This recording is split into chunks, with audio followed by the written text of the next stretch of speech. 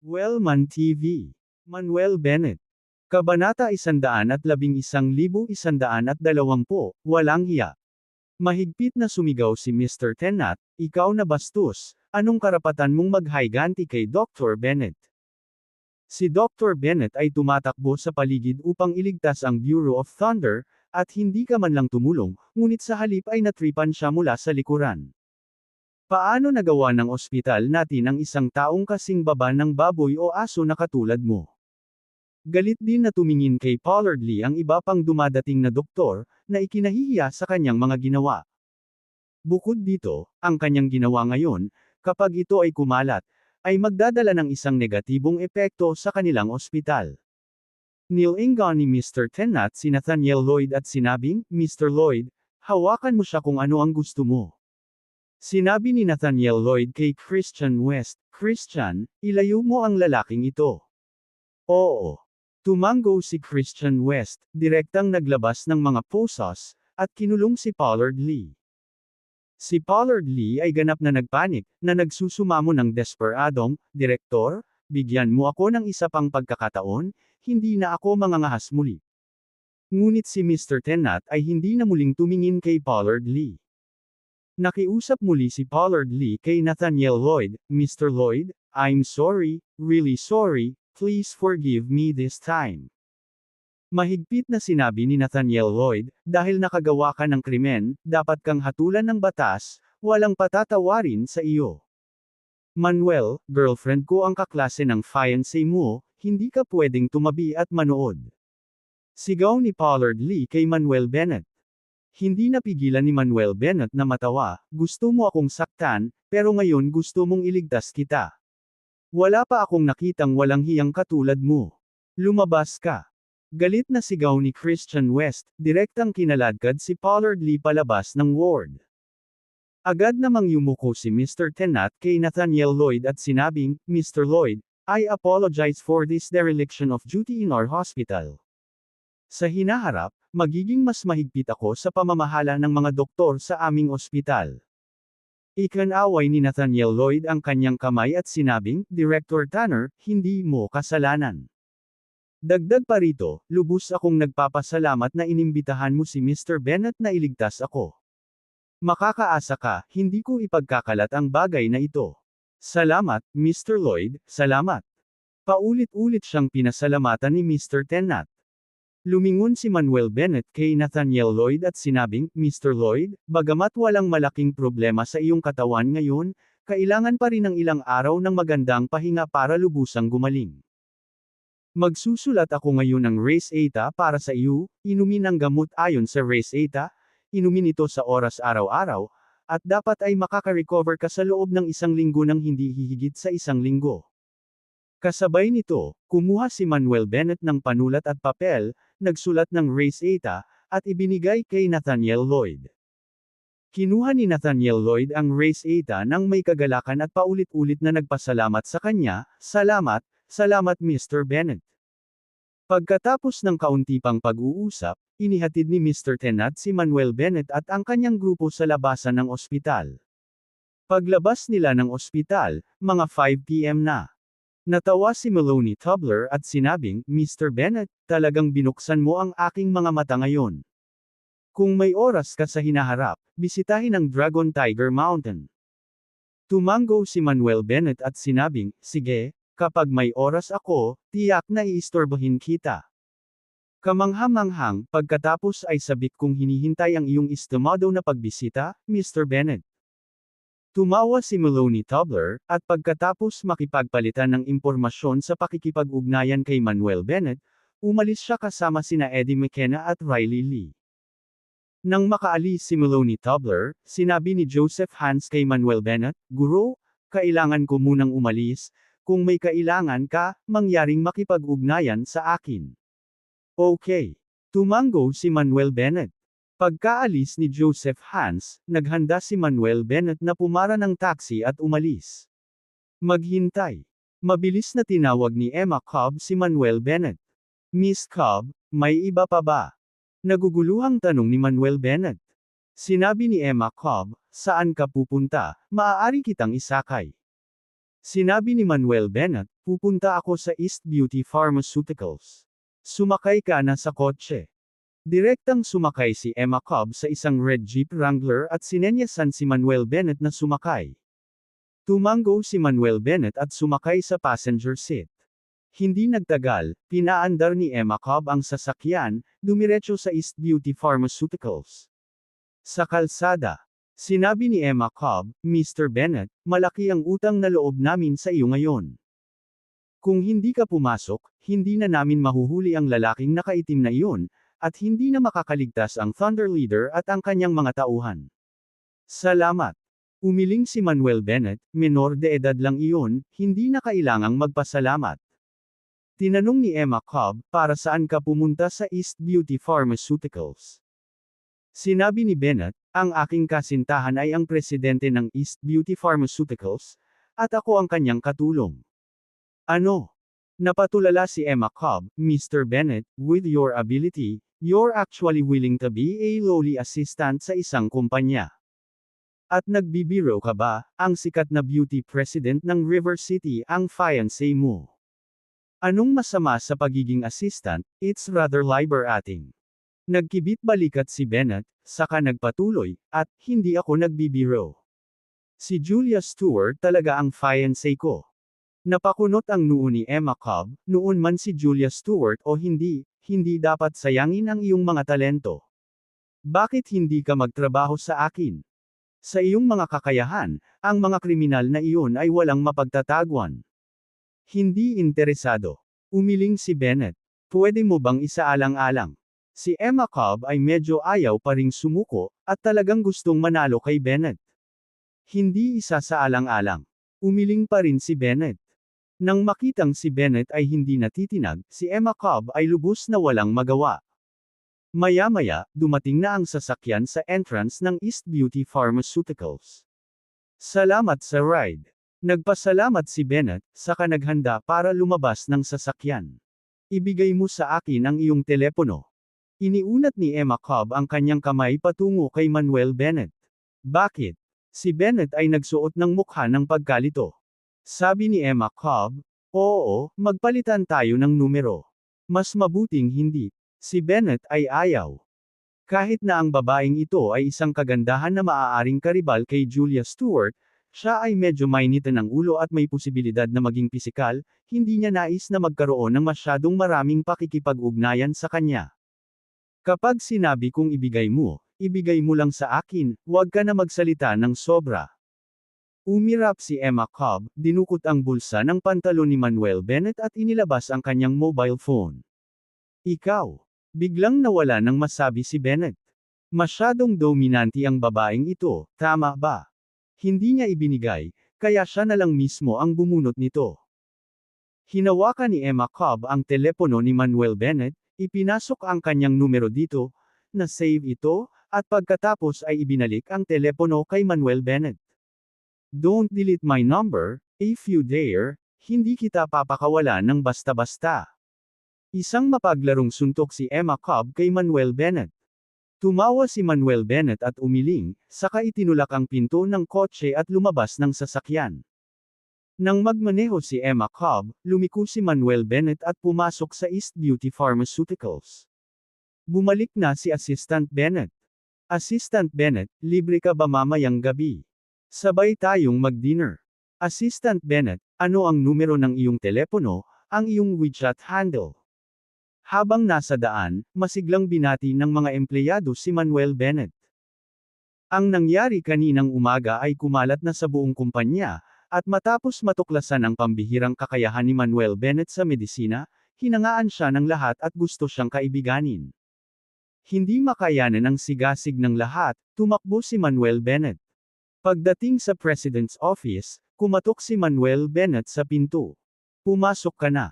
Ang boses ni Julia Stewart ay nanggaling sa loob ng opisina.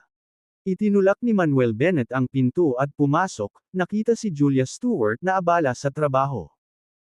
Tumangala si Julia Stewart at nakitang papasok si Manuel Bennett, nagtataka, bakit ngayon ka lang bumalik pagkatapos maghapon, may nangyari ba? Kabanata 112, Kabanata 112, paglikha ng mga oportunidad. Hindi nagpapigil si Manuel Bennett, at ikinwento kay Julia Stewart ang mga pangyayari sa araw na iyon. Gayunpaman, sinadyang itago ni Manuel Bennett ang mga ginawa ni Pollard Lee, upang maiwasang mag-overthink si Julia. Matapos marinig ang pagsasalaysay ni Manuel, nanlaki ang magagandang mata ni Julia Stewart sa pagtataka. Good heavens, ginawa mo lahat iyan sa isang araw. Mas naging abala ka sa akin, ano ang paghuli sa mga kriminal at pagliligtas ng buhay. Walang magawang sinabi ni Manuel Bennett, marahil ito ang ibig nilang sabihin sa with great power comes great responsibility.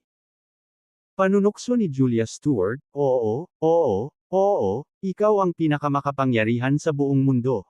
Sa tingin mo ikaw ay Superman, at ang buong mundo ay naghihintay para sa iyo na iligtas ito. Si Manuel Bennett ay nalilito kung matatawa o maiiyak, hindi niya inaasahan na magbibiro ng ganito si Julia. Umiling siya at iniba ang topic, nga pala, Julia, malapit na mag-alas 6, hindi ka ba matatapos sa trabaho? Sumagot si Julia Stewart, mayroon pa akong mga bagay na dapat harapin ngayon, kaya maaaring medyo huli na. Maghintay ka muna sandali sa katabing opisina. Umiling si Manuel Bennett at sinabing, no problem, you do your work, I will wait for you here. Sige. Tumanggo si Julia at nagpatuloy sa kanyang trabaho. Ibinuhos ni Manuel ang kanyang sarili ng isang tasa ng kape at nagsimulang magbasa-basa ng magazine. Segundo ang paglipas ng oras, at hindi namalayan, pasado alas 7 na ng gabi, at unti-unting dumidilim ang kalangitan. Sa sandaling ito, may tumawag sa cellphone ni Julia. Sinagot ni Julia Stewart ang telepono. Pagkatapos ng tawag, bumungad sa mukha ni Julia ang saya. Tumayo siya at sinabing, Manuel, Tara, samahan mo ako sa Blue Sky Club. Ha? Mukhang naguguluhan si Manuel, bakit tayo pupunta sa club? Sinabi ni Julia Stewart, tinawagan lang ako ni President Spence at sinabi sa akin na nagho-host siya ng exchange event sa Blue Sky Club ngayong gabi, at lahat ng may-ari ng Excellent Chamber of Commerce ay dadalo. Kaya, nais ni Pangulong Spence na imbitahan ako sa kaganapang ito, para makalikha din ako ng mga pagkakataong mabawi ang pakikipagtulungan sa ilang may-ari. Bumantong hininga si Manuel Bennett at sinabing, Julia, hindi ba sinabi ko sa iyo, hindi mo kailangang gawin ang mga bagay na ito. Kapag napunta sa merkado ang aming bagong produkto, tiyak na mag-aagawan ng mga may-ari na iyon upang makipagtulungan sa amin. Hindi pwede. Umiling si Julia Stewart at sinabing, kung isa sa alang-alang ang kumpanya, kailangan kong gumawa ng dobleng paghahanda. Pupunta ka man o hindi, kung ayaw mong pumunta, pupunta ako mag-isa. Sa pagsasalita, tumalikod si Julia at lumabas ng opisina. Julia, hindi ko sinabing hindi ako pupunta, hintayin mo ako. Sigaw ni Bennett at nagmamadaling sumabay. Pagkalabas ng kumpanya, sumakay si Manuel sa kotse at dumiretso sa Blue Sky Club. Bandang 8 p.m. Dumating ang sasakyan sa entrance ng Blue Sky Club. Pagpark ng sasakyan, sinundan ni Manuel si Julia sa club. Sa pamumuno ng isang waitress, dumating sina Manuel at Julia sa tatlong palapag na bulwagan ng club. Ang buong bulwagan ay napakaluwang, naglalabas ng karangyan sa mababang estilo nito. Inilagay ang alak at merienda sa mahabang mesa. Sa oras na ito, medyo ilang may-ari na ang dumating, lahat ay mukhang eleganteng at maginoo, nakikipag-chat sa maliliit na grupo. Gayunpaman, nang pumasok si Julia Stewart sa bulwagan, ang lahat ng may-ari ay lumingon upang tumingin. Di ba itong si President Stewart ng East Beauty Pharmaceuticals, bakit siya nandito? Miyembro rin si President Stewart ng Excellent Chamber of Commerce, dapat inimbitahan siya ni President Spence. Balita ko, halos hindi na makatagal ang East Beauty Pharmaceuticals, malapit ng malugi.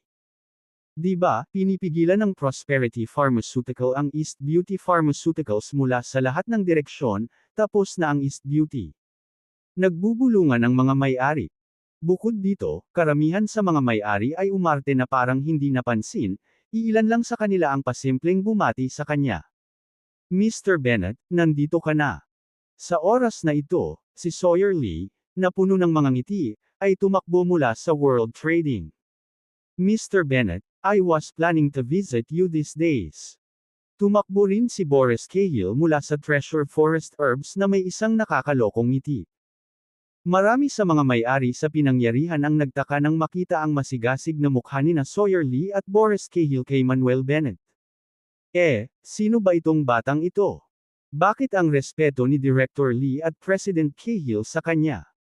Hindi mo nga alam, ang binatang ito ay manugang ng pamilya Stewart. Ang sabi-sabi na ang malalang sakit ni Sir Stewart ay napagaling niya.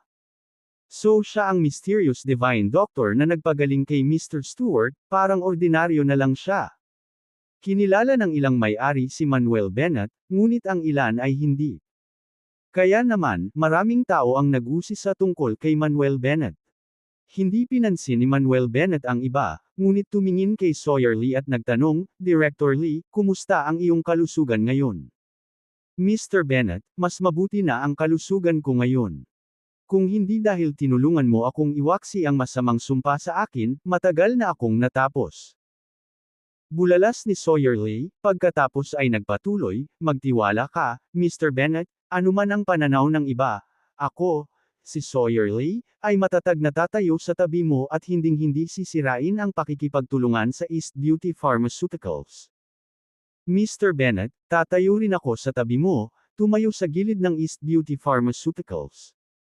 Pumayag din si Boris Cahill, saka ngumiti at sinabing, Mr. Bennett, nakakamangha talaga ang race eta na ibinigay mo sa akin.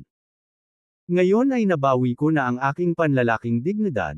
Sa bawat oras na ito ay maaaring tumagal ng higit sa 20 minuto.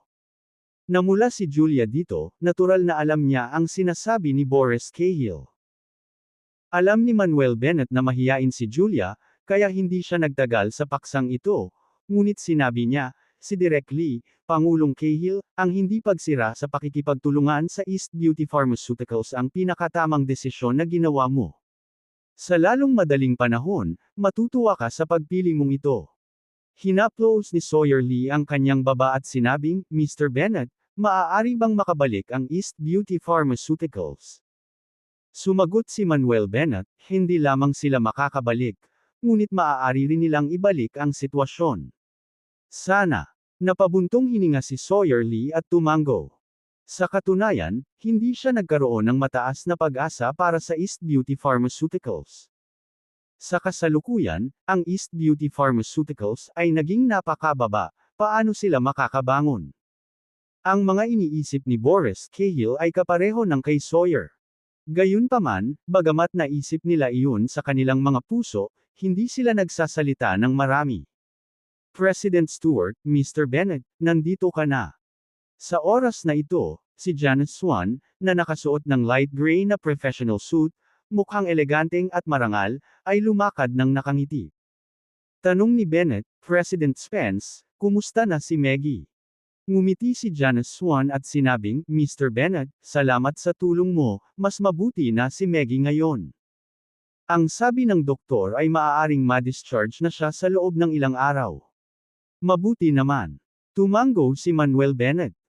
Pagkatapos ay bumaling si Janet Swan kay Julia Stewart at sinabing, President Stewart, partikular kung inorganisa ang kaganapang ito ngayon, una, upang mapadali ang komunikasyon at talakayan ng bawat isa tungkol sa pakikipagtulungan. Pangalawa, ito rin ay upang lumikha ng isang pagkakataon para sa iyo. Maaari mong personal na sabihin sa lahat ang tungkol sa kasalukuyang sitwasyon ng East Beauty Pharmaceuticals at ang mga follow-up na plano. Baka maibalik mo ang kooperasyon. Pinasalamatan siya ni Julia Stewart, salamat, Pangulong Spence sa pagbibigay ng pagkakataong ito. Sabi ni Janet Swan, you're welcome. I promise to help you, so natural. I can't break my promise. Kabanata 113, Kabanata 113, hindi inanyayahan. Pagkasabi noon, naglakad si Janet Swan sa harapan ng bulwagan. Sunod-sunod na napatingin kay Janet Swan ang lahat ng taong naroroon. Sinulyapan ni Janet Swan ang mga tao at sinabing, salamat sa inyong lahat sa paglalaan ng oras sa inyong mga abalang ischedule para dumalo sa exchange event ngayong gabi. Dapat malaman ng lahat na ang kasalukuyang sitwasyon sa East Beauty Pharmaceuticals ay hindi maganda, at tayo ay nasa bingit ng bangkarota. Ngunit, sana ay matingnan ng lahat ang aking mukha at matulungan ang East Beauty Pharmaceuticals at si President Stewart. Pagkatapos ng lahat, lahat ay miyembro ng Excellent Chamber of Commerce, at dapat nating tulungan at suportahan ang bawat isa. Naniniwala ako na hanggat kaya ng East Beauty Pharmaceuticals ang paghihirap na ito, tiyak na magpapasalamat si President Stewart sa iyong tulong. Bumantong hininga ang isang boss at sinabing, President Swan, syempre kailangan naming bigyan ka ng mukha. Pero alam mo na ang sitwasyon sa East Beauty Pharmaceuticals ngayon, walang pagkakataon na maibalik ito. Kung patuloy tayong makikipagtulungan sa East Beauty Pharmaceuticals, makakaapekto ito sa ating mga kumpanya sa hinaharap. Oo, President Swan, naiintindihan namin ang iyong pagnanais na tulungan si Pangulong Stewart, ngunit may ilang bagay na matutulungan namin, at may ilang bagay na hindi namin matutulungan. Nagsalita ang isa pang boss. Sa tingin ko, mas mabuti para kay President Stewart na pumunta at hilingin sa Prosperity Pharmaceutical na magpakita ng awa. Nag-cheat din ang ibang mga boss, lahat sila ay wala ng mataas na pag-asa para sa East Beauty Pharmaceuticals. Kahit ano paman, umaasa pa rin akong bibigyan ng pagkakataon ng lahat si President Stewart. Napabuntong hininga si Janice Swan sa kanyang puso, ngayon, hayaan si Pangulong Stewart na magsalita ng ilang salita, at maaari kang gumawa ng desisyon pagkatapos makinig sa kanyang mga salita. Pagkasabi noon, lumingon siya kay Julia Stewart at sinabing, President Stewart, mangyaring magsabi ng ilang salita sa lahat. Tumango si Julia Stewart at saka naglakad papunta sa harap ng hall. Huminga siya ng malalim, pinakalma ang kanyang isipan, at nagsalita sa audience, lahat, totoo na hindi maganda ang sitwasyon ng East Beauty Pharmaceuticals sa ngayon, ngunit ang mga paghihirap ay pansamantala. Sa ngayon, kami sa East Beauty Pharmaceuticals ay nagsusumikap na bumuo ng mga bagong produkto, at hindi hihigit sa isang linggo, ang aming bagong produkto ay nasa merkado. Buo ang tiwala ko sa ating mga bagong produkto, at hanggat nasa merkado, tiyak na babangon muli ang East Beauty Pharmaceuticals. Kaya, sana ay makapagbigay ang lahat ng East Beauty Pharmaceuticals sa isang linggo. Isang linggo lang, at makikita ninyong lahat ang mga pagbabago sa East Beauty Pharmaceuticals. Saglit na huminto, nagpatuloy si Julia Stewart, at ipinapangako ko sa inyong lahat dito. Hanggat hindi mo ititigil ang iyong pakikipagtulungan sa East Beauty Pharmaceuticals, sa hinaharap, ikaw ang aming magiging pinakatapat na kasosyo, at handa akong magbigay ng higit pang mga benepisyo sa iyo. Nang marinig ang talumpati ni Julia Stewart, nagsimulang mag-usap ang mga boss na naruroon sa mahinang boses. Naantig ang ilan sa mga boss sa sinabi ni Julia at pinag-iisipan kung itutuloy ang pakikipagtulungan sa East Beauty Pharmaceuticals.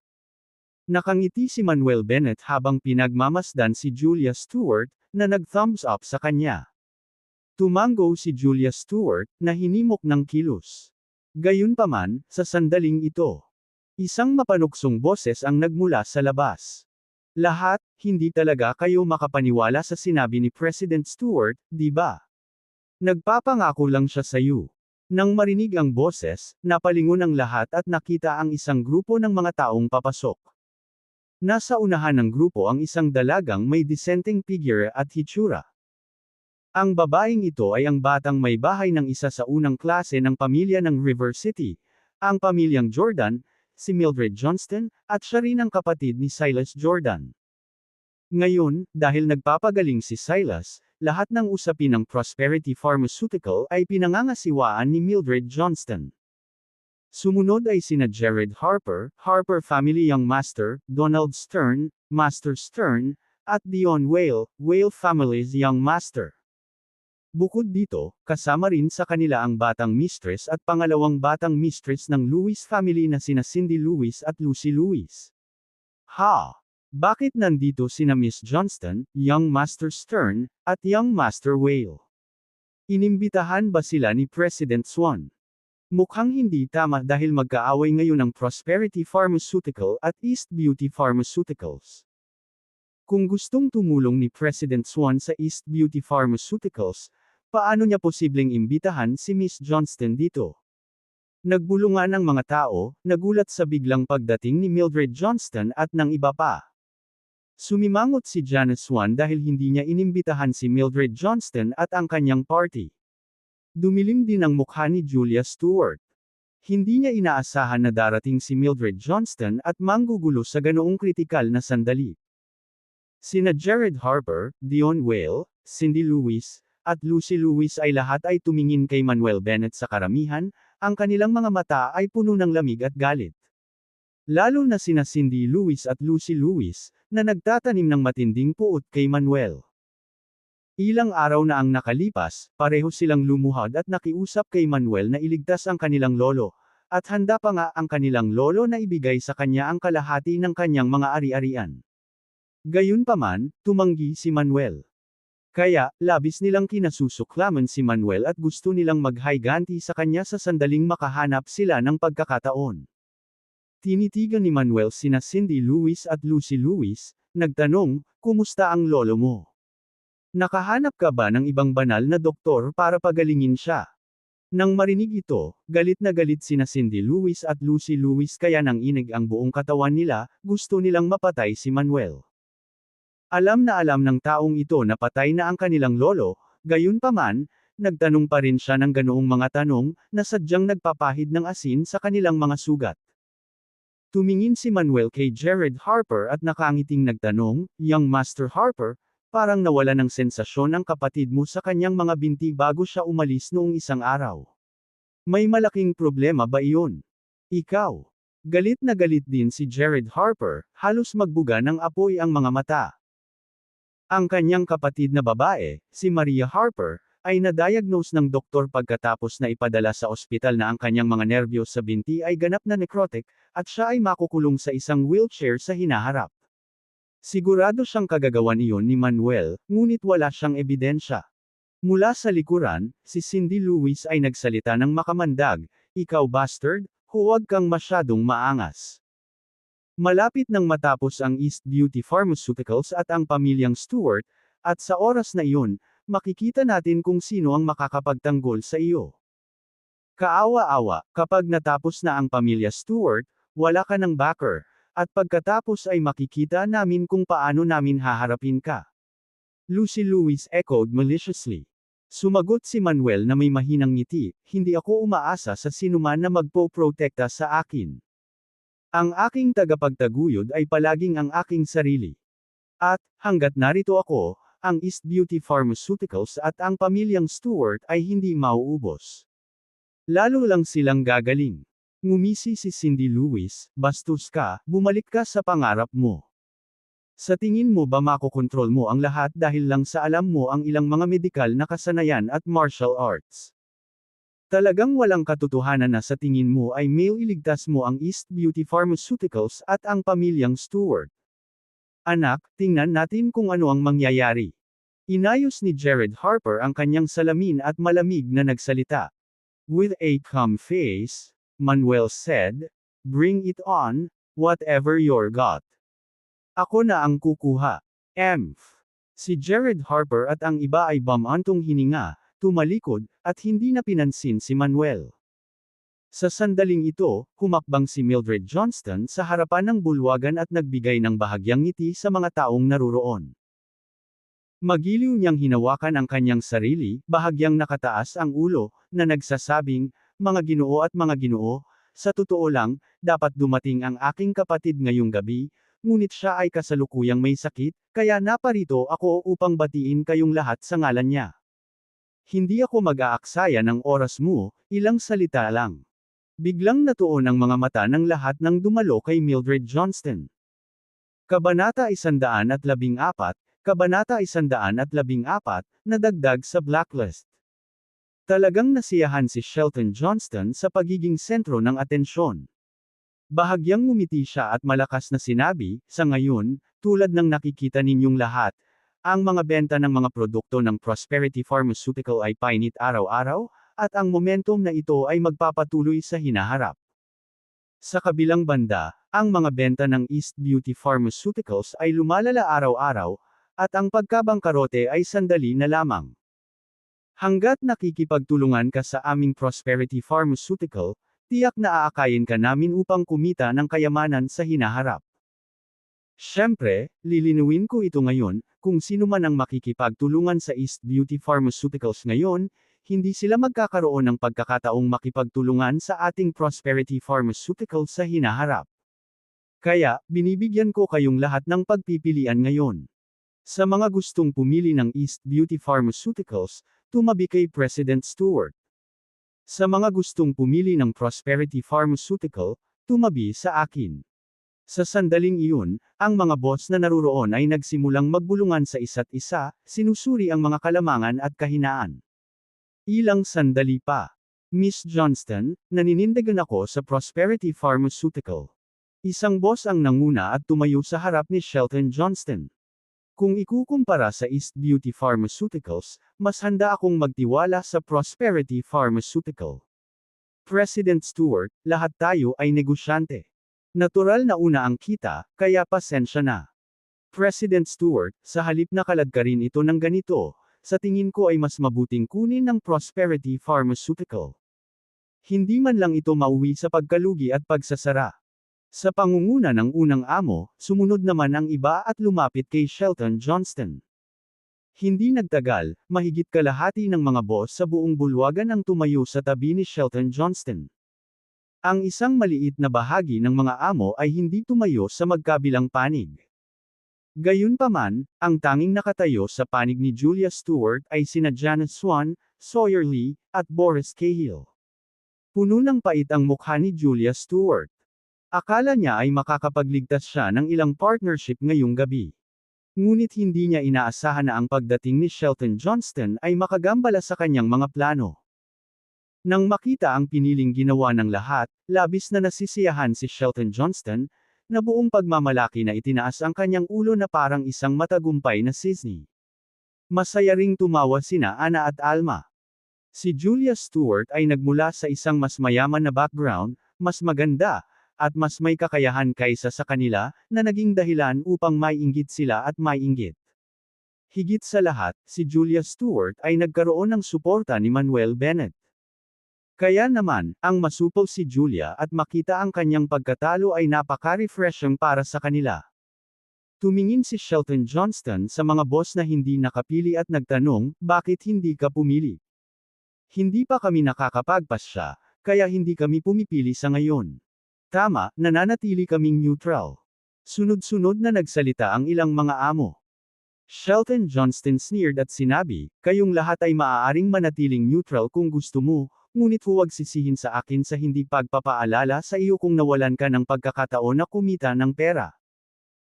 Habang nagsasalita siya, ibinaling niya ang kanyang tingin kina Janet Swan, Sawyer Lee, at Boris Cahill, at sinabing, President Spence, Director Lee, President Cahill, isa sa panganib mo ba talaga ang iyong buhay sa pamamagitan ng pagpili sa East Beauty Pharmaceuticals? Sinabi ni Sawyer Lee sa malalim na boses, hindi mo kailangang mag-alala tungkol dyan, Miss Johnston. I'll remember you guys, sana tumagal hanggang dulo ang mga kumpanya niyo with East Beauty Pharmaceuticals. Shelton Johnston said with a hint of threat, and with a wave of her hand, let's go. Pagkatapos, naglakad si Shelton at ang kanyang partido patungo sa labasan. Sumunod din ang mga amo na nakatayo sa gilid ng Prosperity Pharmaceutical at naghanda ng umalis. Tiningnan ni Manuel Bennett ang lahat at mahinahong sinabi, sigurado ka bang gusto mong tumayo sa panig ng Prosperity Pharmaceutical? Siyempre, ang pagpili sa Prosperity Pharmaceutical ang pinakamatalinong pagpipilian. Agad namang tumugon ng isang kalbong amo. Okay. Tumango si Manuel Bennett at sinabing, sana lang hindi ka humingi ng partnership sa ating East Beauty Pharmaceuticals in the future. Si Janet Swan, Sawyer Lee, at Boris Cahill ay naguguluhan kung bakit ganoon ang sasabihin ni Manuel Bennett. Sa ngayon, malinaw na sa sinuman na ang East Beauty Pharmaceuticals ay ganap na napigilan ng Prosperity Pharmaceutical at hindi na niya magawang baguhin ang mga ito. Gayunpaman, mabilis nilang napagtanto na malamang na sinusubukan ni Manuel Bennett na tulungan si Julia Stewart na iligtas ang mukha at magbulalas. Malakas na sinabi ng kalbong amo, anak, ako si Daniel Winslet mula sa Prosperity Commerce and Trade. Sinasabi ko sa iyo ngayon. Kung sakaling magmakaawa akong magtrabaho kasama ang iyong East Beauty Pharmaceuticals sa hinaharap, dapat ay aso ako. Gusto niyang magpakitang gilas sa harap ni Shelton Johnston ngayon. Prosperity Commerce and Trade, ha? Okay, tatandaan ko yan. Tumango si Manuel Bennett at tumingin sa iba pang mga amo na sumusunod kay Shelton Johnston. Do you all share his thoughts? Of course. Ako, si Derek McKenna, ay hinding-hindi na magtatrabaho sa East Beauty Pharmaceuticals. Tungkol naman sa paghingi ng tulong sa inyo, huwag mo nang pangarapin. Your East Beauty Pharmaceuticals is on the verge of bankruptcy. Nakakatawa na akala mo makakabangon ka pa. Miss Johnston, makatitiyak ka, palagi akong magiging pinakamatapat mong tagasunod. Ang iba pang mga amo ay nagpahayag din ng kanilang katapatan kay Shelton Johnston at tinutuya si Manuel Bennett. Mabuti, napakabuti. Kalmado ang ekspresyon ni Manuel Bennett habang tumango siya at sinabing, ang bawat isa sa inyo, mula ngayon, ay permanenteng may blacklist ng ating East Beauty Pharmaceuticals. Kahit na humingi ka ng kooperasyon sa hinaharap, walang anumang pagkakataon. Tanga, huwag kang ang mangarap ng gising dito. Sigaw ni Ana kay Manuel Bennett. Ikaw damned aso, ang iyong magandang araw ay malapit na magwakas, at hindi ka na magiging mayabang ng mas matagal. Sarkastikong dagdag din ni Ana na may pagmamalaki sa mukha. Malamig na tinitigan ni Shelton Johnston si Manuel Bennett at sinabing, bata, mula nang lampoin mo ang kapatid ko, hinding-hindi ka pababayaan ng ating pamilyang Jordan. Isang malamig na tawa ang ibinigay ni Manuel Bennett at sumagot, hindi rin kita papakawalan ng madali. Maghintay ka lang. Fair na. Sa isang malamig na singhot, inakay ni Shelton Johnston ang lahat palayo doon. President Spence, kung wala nang iba, aalis muna kami. Napabuntong hininga ang mga amo na nanatiling neutral at umalis na rin. Sa isang kisap mata, tanging si Manuel at ilang iba pa ang naiwan sa buong bulwagan. Janice Swan said with an apologetic expression, I'm really sorry, President Stewart. Hindi ko inimbitahan si Shelton Johnston at ang iba pa dito. Gusto kitang tulungan noon, pero hindi ko inaasahan na haantong sa ganito. President Spence, hindi mo kailangang humingi ng tawad. Basta ang katotohanan na handa kang tulungan ako ay sapat na para magpasalamat ako. Pilit nang umiti si Julia Stewart at umiling, idinagdag, at saka, hindi naman ito masama, pinaghihiwalay man lang kung sino ang tapat at hindi. Huminga ng malalim sina Janice Swan, Sawyer Lee, at Boris Cahill. Kahit na gusto nilang tumulong, wala silang kapangyarihang gawin iyon. Matapos mag-chat ng ilang sandali, naghiwa-hiwalay ang lahat. Nang makasakay na sila sa sasakyan, nagtanong si Manuel Bennett, Julia, uuwi na ba tayo o? Umiling si Julia Stewart at sinabing, ayokong umuwi ngayon. Ihatid mo ako sa pagmamaneho. Okay. Tumango si Manuel Bennett bilang pagsang-ayon, pinaandar ang sasakyan, at umalis sa Blue Sky Club. Maayos ang takbo ng sasakyan sa kalsada, humahagibis sa mga lansangan at eskinita. Pinatugtog ang malambot na musika sa loob ng sasakyan. Nakatuon si Manuel Bennett sa pagmamaneho habang si Julia Stewart ay nakatingin sa labas ng bintana, nawalan ng pag-iisip, habang nanatiling tahimik ang dalawa. Pagkatapos bumaba sa isang overpass at papunta sa isang highway. Sa tabi nila ay isang ilog na umiikot, ang tubig ay umaalon at humahampas sa magkabilang baybayin. Sa ilalim ng liwanag ng buwan, kumikinang ang ilog.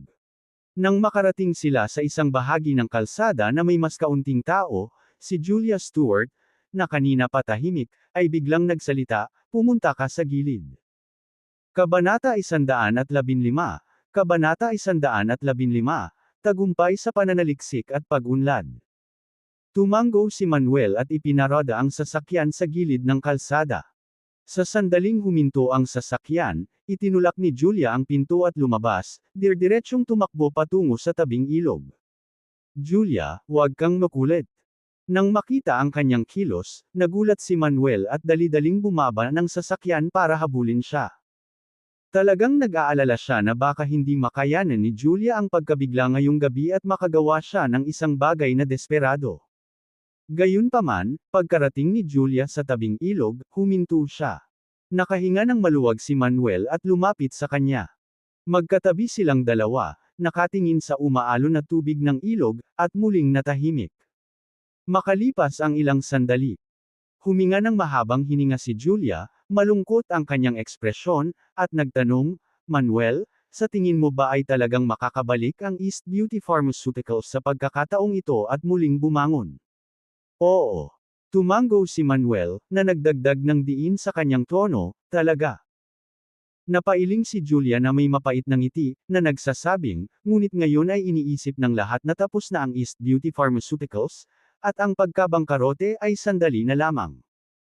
Ngayon lang ako naisip na subukang isave ang bahagi ng pakikipagtulungan, ngunit hindi ko inaasahan na biglang lilito si Shelton Johnston. At, halos lahat ng mga boss ay lumipat sa pagsuporta sa Prosperity Pharmaceutical. Tinitigan ni Manuel ang malayong tubig ng ilog, mahinahong nagsalita, huwag kang mag-alala, ang mga bumaling sa Prosperity Pharmaceutical ay magsisisi sa kanilang mga pinili. Napalingon si Julia sa gwapong mukha ni Manuel na nagtataka, Manuel, bakit ba ang tiwala mo palagi? Palaging optimistic. Parang walang bagay sa mundo na makakapagpabalisa sa'yo. Lumingon si Manuel at tumitig sa kanyang mga mata, ngumisi upang ipakita ang isang hilera ng mapuputing ngipin, dahil may tiwala ako sa aking lihim na race eta, at dahil hindi ko kailanman sineseryoso ang Prosperity Pharmaceutical o alinman sa mga ito. Kaya, tulad ko, kailangan mong maging kumpiyansa at positibo. Natawa si Julia sa ngiti ni Manuel. She couldn't help but chuckle, rolling her eyes, kailangan ko bang maging kasing clueless at happy-go-lucky gaya mo? Paano ito matatawag na clueless at happy-go-lucky? Umiling si Manuel, at sinabing, maniwala ka sa akin, sa araw ng paglulunsad ng bagong produkto, tiyak na babalik ang East Beauty Pharmaceuticals. Sa oras na iyon, mapapangiti ka na hanggang tenga. Julia pursed her lips. Askang, maaari ba talaga ng East Beauty Pharmaceuticals na ibalik ang mga bagay? Oo. Puno ng determinasyon ang mga mata ni Manuel habang sumagot, at idinagdag, kahit na malugi ang East Beauty Pharmaceuticals, kaya pa rin kitang alagaan. Nang marinig ito, namula ang mukha ni Julia sa galit, who needs your support? Dahil doon, ibinaling niya ang kanyang ulo upang tingnan ang tubig ng ilog. Ang pagkalito at lungkot sa kanyang mga mata ay unti-unting napalitan ng determinasyon. Oo, hindi pa ito ang katapusan, at ang lahat ay hindi alam. Baka maging katulad ng sinabi ni Manuel, ang East Beauty Pharmaceuticals ay babangon ng husto at lalaban sa isang magandang comeback battle. Huminga siya ng malalim at sumigaw sa malaking ilog, ako, si Julia, ay hindi madaling matatalo, at maging ang East Beauty Pharmaceuticals. Ang daming kalokohan, Prosperity Pharmaceutical. Panoorin mo akong tinapakan ka sa ilalim ng aking mga paa. Sigaw din ni Manuel sa malaking ilog. Tapakan mo sila. Sumunod din si Julia at sumigaw. Hakbang ng husto, hakbang ng buong lakas. Crush them to pieces. Sabay-sabay silang nagsisigawan na parang mga baliw sa tabing ilog. Maya-maya, pareho silang humagalpak sa tawa. Ilang saglit pa ay napatigil sila sa pagtawa. Lumingon si Manuel para magtanong, Julia, gum-on ka na ba ngayon? Huminga ng mahabang hininga si Julia at tumango, much better. Mabuti naman. Ngumiti si Manuel at sinabing, sa hinaharap, sumigaw ka na lang kung hindi ka masaya, kaysa itago mo ito. Manamham. Mataimtim na tumango si Julia, na nakatingin kay Manuel na may malumanay na ekspresyon, Manuel, salamat sa palagi mong nasa tabi ko at nagpapasaya sa akin sa panahong ito. Kung hindi, baka hindi na talaga ako nakatagal. Salamat. Ngumisi si Manuel, you're my fiancé, so sino pa ang nandyan para sa'yo kung hindi ako? At saka, hindi na kailangang magpasalamat sa pagitan natin. Matalim ang tingin ni Julia kay Manuel, Manuel, lagi ka bang nasa tabi ko? Nang marinig ang tanong na ito, huminto sandali si Manuel, pagkatapos ay tumango, oo. Saglit na tinitigan ni Julia si Manuel bago tumalikod. Tahimik na pinagmasdan ni Manuel ang kanyang profile. Ang simoy ng gabi ay ginulo ang kanyang magandang buhok, at ang mga neon na ilaw ay kumikinang sa kanyang katangi-tanging mukha, na nagpaganda sa kanya ng walang katulad. Kahit papaano, naramdaman ni Manuel ang isang alon ng pagmamahal na tumataas sa loob niya. Dapat mong malaman na hindi pa siya nakakaramdam ng ganito noon. Hindi kaya nine love talaga siya sa babaeng ito. Siguro totoo talaga. Hindi niya kayang magsinungaling sa sarili niya. Pagkatayo ng ilang sandali, kinuha ni Julia ang kanyang telepono, tiningnan ang oras, at sinabing, "Gabi na, uwi na tayo." "Sige, uwi na tayo." Tumango si Manuel. Lumipas ang oras, at sa isang kisap mata, isang linggo na ang lumipas. Sa linggong ito, nag-overtime ang buong East Beauty Pharmaceuticals, na ginagawa ang huling pagsisikap at sprint para sa paglulunsad ng bagong produkto. Ibinibigay ng lahat ang kanilang lahat upang matiyak na nasaksihan ng buong River City Business World ang malakas na pagtaas ng East Beauty Pharmaceuticals sa araw ng paglulunsad ng bagong produkto. Sa buong linggong ito, walang ibang pinuntahan si Manuel kundi nanatili sa tabi ni Julia. Naisip niya na marami pang mamamatay na darating para sa kanya. Gayunpaman, sa kanyang pagkalito, wala, at ang linggo ay mapayapa. Gayunpaman, hindi binaygo ni Manuel ang kanyang pagbabantay. Alam niyang laging nandyan ang panganib. Sa gabi, East Beauty Pharmaceuticals. Sa tanggapan ng Pangulo. Si Julia ay abala sa pagtatrabaho, habang si Manuel ay nakaupo sa sofa, nagbabasa ng nobela at nakikisama sa kanya. Sa sandaling iyon, may tumawag sa cellphone ni Julia. Kinuha ni Julia ang phone niya sa desk at walang pag-aalinlangan itong sinagot. Pagkatapos mabitin, biglang napatayo si Julia na may excitement sa mukha. Si Manuel ay mukhang naguguluhan, nagtatanong, "Julia, anong problema? Anong nangyari?" Sinabi ni Julia, "Tumawag lang ang team leader na si Luis para sabihin na ang bagong produkto ay matagumpay na nabuo, at pagkatapos ng maraming pagsubok, ang mga resulta ay kahanga-hanga." Talaga. Lumiwanag ang mukha ni Manuel, sa wakas nagtagumpay. Kinuha ni Julia ang desk phone at tinawagan si Sonny, at hiniling na lumapit sa kanya. Hindi nagtagal, pumasok si Sonny sa opisina. "President Stewart, may kailangan ka ba?" Sabi ni Julia, "Tipunin mo agad lahat ng nasa company, may announcement ako sa office area." "Oo." Tumango si Sonny at nagmamadaling lumabas ng opisina. Ilang sandali pa. Nagtipon ang lahat ng empleyado ng East Beauty Pharmaceuticals sa lugar ng opisina. Sinamahan ni Manuel si Julia sa office area.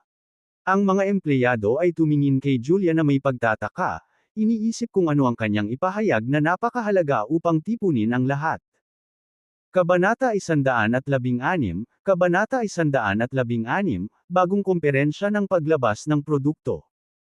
Sinulyapan ni Julia Stewart ang lahat ng naruroon at sinabing, "Lahat, mayroon akong magandang balita na ibabahagi sa inyo." "Ano ang magandang balita, Pangulong Stewart?" "Itigil mo na ang pag-aalinlangan at sabihin mo lang sa amin." "Oo, President Stewart, ano ang magandang balita? May pagtaas ba tayo?" Curious na tanong ng mga empleyado. Ngumiti si Julia Stewart, "Hanggat malalampasan ng East Beauty Pharmaceuticals ang krisis na ito, ipinapangako kong itaas ang sweldo ng lahat." Gayunpaman, ang mabuting balita na ibabahagi ko ay hindi ito. Ang gusto kong sabihin ay tumawag lang ang team leader na si Luis at sinabing matagumpay na na-develop ang aming bagong produkto. Sa pagbagsak ng balita, biglang naging masigla ang eksena. Tagumpay. Sa wakas ay tagumpay na. Mahusay. Sa wakas ay makikita na natin ang pag-asa pagkatapos ng kalahating buwan ng pagsusumikap. Sana mabawi ng ating bagong produkto ang merkado. Lahat ay nagpalakpakan at tumatalon sa tuwa, labis na nasa sabik. Kung tutuusin, araw-araw silang nag-o-overtime, naghihintay lang ng araw na ito. Nasa sandaling ito ang buhay at kamatayan ng East Beauty Pharmaceuticals. Idiniin ni Julia Stewart ang kanyang kamay at sinabing, "Lahat, ang tugon ng merkado sa bagong produkto ay susubukan pa, kaya huwag kang masyadong matuwa. Ngayon, mayroon akong gawain para sa inyong lahat. Ilabas kaagad ang balitang ito, sa lahat ng malalaking kumpanya at pangunahing media." Bukas ng umaga, magdaraos tayo ng new product release conference sa Cloud Cauldron Hotel. Oo, Presidente Stuart. Sabay-sabay na tumugon ang lahat, pagkatapos ay naghiwa-hiwalay para maging abala. Ngayong gabi, nakatakdang maging hindi mapakali ang River City. Ang balita ng matagumpay na pag-unlad ng bagong produkto ng East Beauty Pharmaceuticals ay kumalat sa buong mundo ng negosyo ng River City. Nagdulot ito ng malaking kaguluhan sa mundo ng negosyo ng River City. Narinig mo ba ang tungkol dito? Gumawa ng bagong produkto ang East Beauty Pharmaceuticals. Siyempre, narinig ko. All out na ang East Beauty Pharmaceuticals this time. Narinig ko na ang bagong produkto na binuo ng East Beauty Pharmaceuticals ay may mahusay na mga resulta. Siguro ang East Beauty Pharmaceuticals ay gagawa ng isang malakas na pagbalik sa oras na ito. Imposible yan.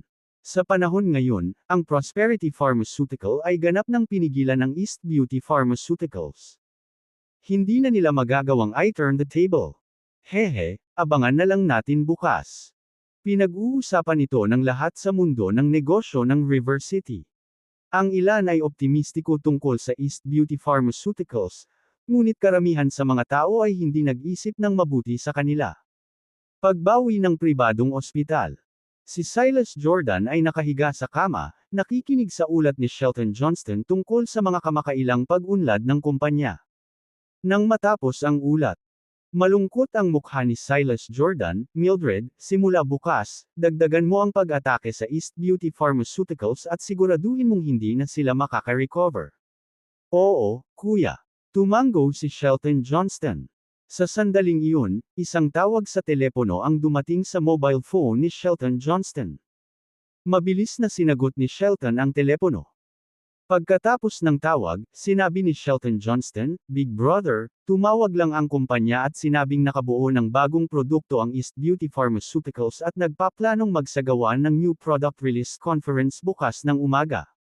Oh, talaga? Silas Jordan sneered, parang hindi pa sumusuko si Julia Stewart, trying to compete with US. Interesting, very interesting. Tanong ni Shelton, "Kuya, ano ang susunod nating gagawin?"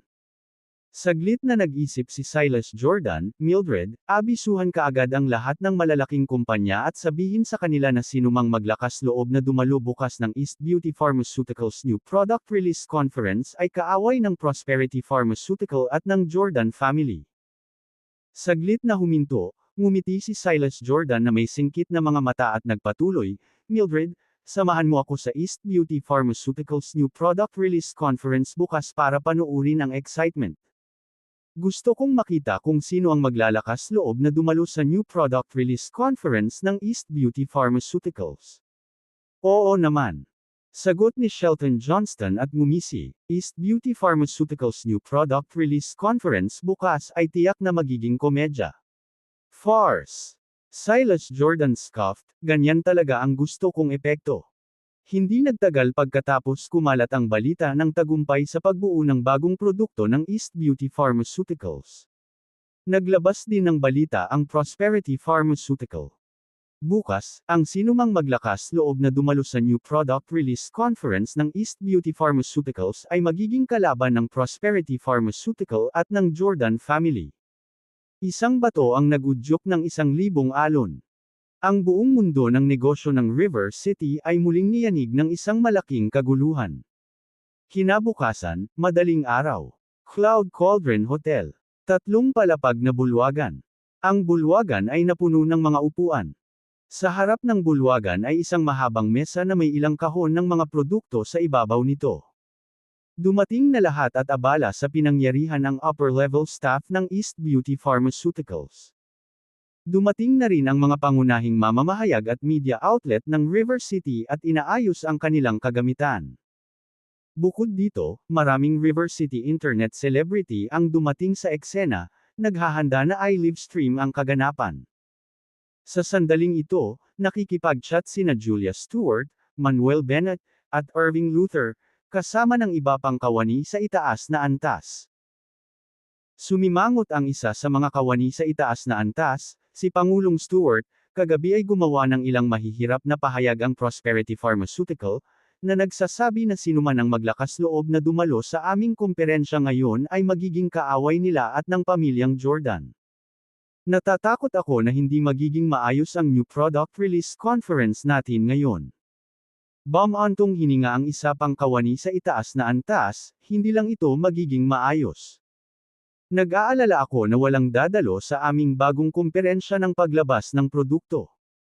Kung ito ay lumabas, ang ating East Beauty Pharmaceutical ay magiging katatawanan ng mundo ng negosyo ng River City. Bumantong hininga din ang iba pang kawani sa itaas na antas at hindi masyadong umaasa para sa bagong komperensya ng paglabas ng produkto ngayon.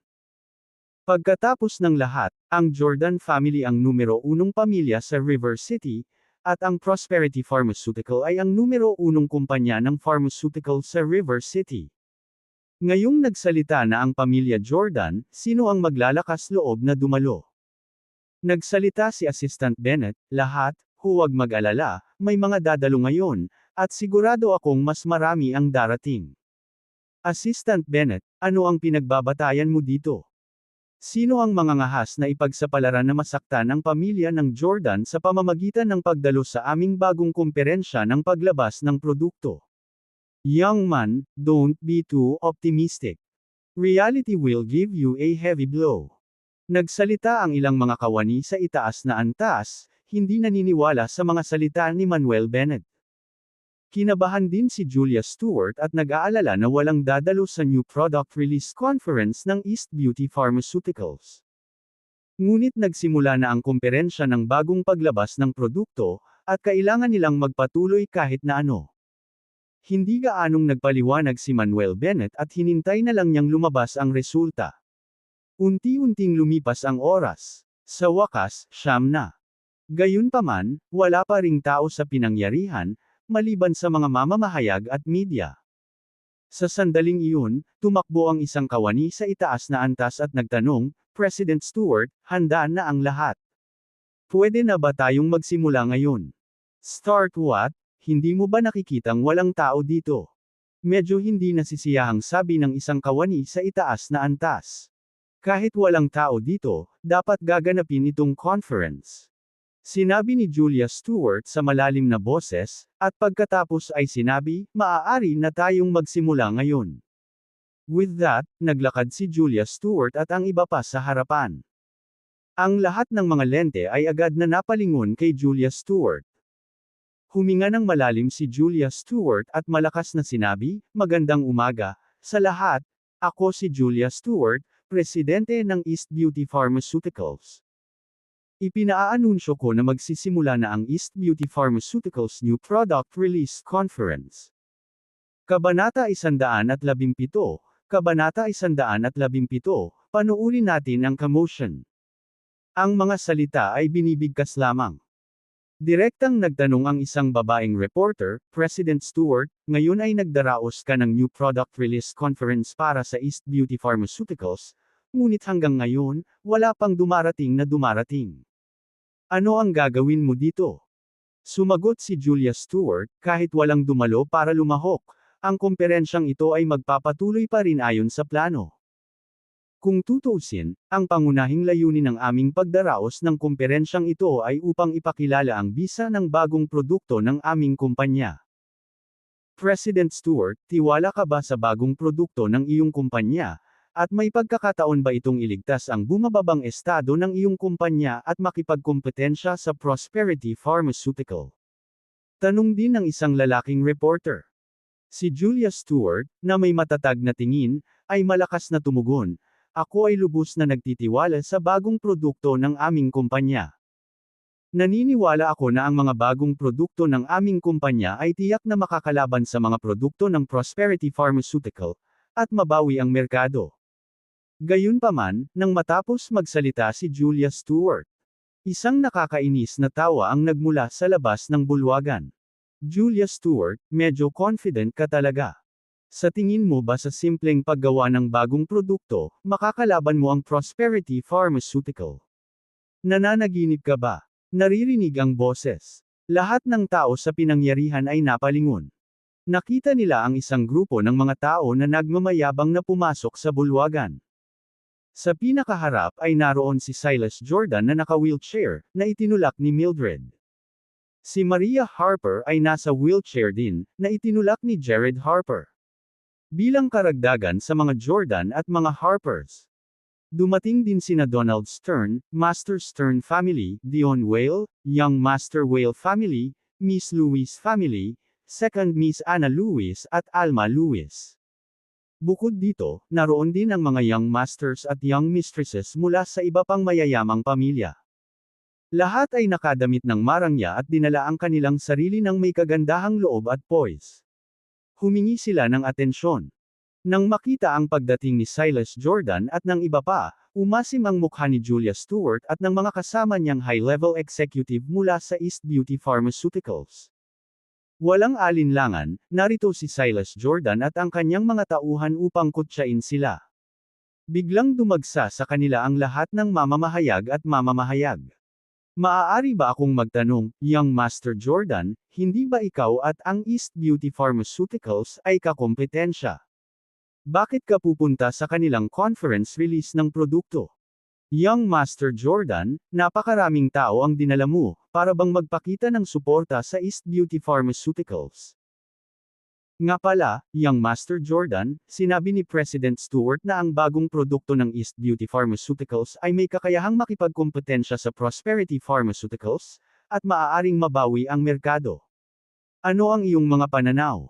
Ang mga reporter ay sabik na nagtanong. Silas Jordan looked into the camera, beaming with delight, "We are here not to support East Beauty Pharmaceuticals, but to enjoy the spectacle. Even if East Beauty Pharmaceuticals has produced new products, they are no match for Prosperity Pharmaceuticals. As for reclaiming the market, that's even more impossible." Nang makitang nagtatanong pa rin ang mga mamamahayag, pabirong sinabi ni Silas, "Sige sa lahat, huwag na kayong mag-interview sa akin. Ang pangunahing karakter ngayon ay ang East Beauty Pharmaceuticals, at ito ang kanilang home ground. Patuloy mo akong ini-interview at hindi pinapansin ang kanilang mga pangunahing tauhan, tungkol saan ang lahat ng ito." Ha ha ha. Nang marinig ang mga salitang ito, lahat ay nagtawanan. Ang ingay ng tawanan ay nanggagaling kay Julia at sa kanyang mga kasamahan. President Stewart, siguro dapat nating tapusin ang conference na ito at ngayon, hindi na talaga natin kayang mawala pa ang mukha. Galit na nagsalita ang isang mataas na antas na executive. Huminga ng malalim si Julia at sinabing, "Huwag kang mag-alala sa kanila, tuloy ang conference." Buntong hininga. Huminga ng malalim ang mga executive, ngunit hindi naglakas loob na sumalungat sa gusto ni Julia. Wala silang choice kundi magpatuloy, umaasa na malapit nang matapos ang conference. Hindi nagtagal, natagpuan ni Silas Jordan at ng kanyang partido ang kanilang mga upuan, ang kanilang mga mukha ay puno ng provokasyon habang nakatingin sila Julia at Manuel sa entablado. Tumingin si Silas Jordan kay Julia Stewart at nginisyan, "Julia Stewart, binigyan kita ng pagkakataon na makipagtulungan sa akin, ngunit tumanggi ka. Ngayon, gusto kong makita kung paano mo isasagawa ang komperensyang ito, at kung paano mo ito tatapusin." Nang hindi na hinintay na magsalita si Julia, sinabi ni Manuel Bennett, "Young Master Jordan, gumaling na ba ang iyong mga kamay at paa? Bumangon ka na at tumatakbo na, at mayroon ka pang oras na makialam sa mga negosyo ng ibang tao."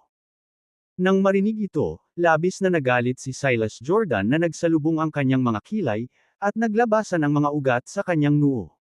Siya ay labis na naguguluhan.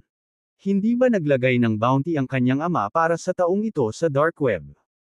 Bakit buhay at maayos pa ang lalaking ito? Ano ang ginagawa ng mga international assassin na iyon? Bastard, manugang ka, maglakas loob kang kausapin si Kuya Jordan ng ganyan. Pagod ka na bang mabuhay?